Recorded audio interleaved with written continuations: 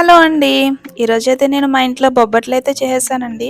దానికోసమైతే నేను ఒక గ్లాస్ మైదా పిండి తీసుకున్నా. అందులో కొంచెం సాల్ట్ వేసి, కొంచెం కొంచెం వాటర్ పోసుకుంటూ మనం ముద్దలా అయితే కలుపుకోవాలన్నమాట. తర్వాత ఆయిల్ వేసుకొని, మనం వేసిన ఆయిల్ అబ్జర్వ్ అయిపోయేంత వరకు బాగా మిక్స్ చేయాలి. తర్వాత మళ్ళీ ఇంకొంచెం ఆయిల్ వేసుకొని, అలాగే మిక్స్ చేయాలి. ఇంకా ఫైనల్‌గా అయితే పైన ఆయిల్ వేసేసి మూత పెట్టి పక్కన ఒక 5 అవర్స్ వరకు ఉంచేయాలండి. పిండి బాగా నానితే మనకు బొబ్బట్లనేవి వస్తాయన్నమాట.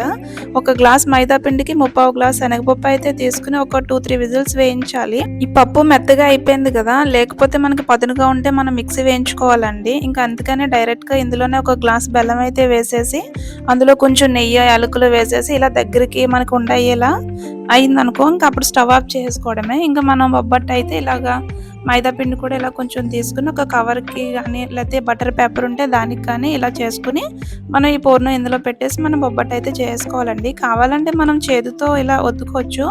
లేకపోతే నేనైతే సేమ్ ఇదే కవరు పైన కూడా వేసేసి చపాతీ కర్ర ఉంటుంది కదా, దాంతో అయితే ఇలా రోల్ చేసేస్తానండి. ఈజీగా అయిపోతుంది మనం చేత్తో అద్దుకున్నా. నాకైతే ఇలా ఈజీగా ఉంటుందన్నమాట. దీన్ని మనం చపాతీ చేసుకున్నట్టు హార్డ్‌గా నొక్కిపెట్టి చేసేయకూడదండి. చాలా స్మూత్‌గా చేసుకోవాలన్నమాట. అప్పుడే వస్తుంది. ఒక ప్యాన్‌లో మనం నెయ్యి వేసుకొని అది హీట్ అయిన తర్వాత ఇలా జాగ్రత్తగా తీసుకొని మనం బొబ్బట్టు దాని మీద ఏసేయడమే. అంతే, పైన నెయ్యి వేసుకొని 2 వైపులా ఇలా దోరగా కాల్చుకోవడమేనండి.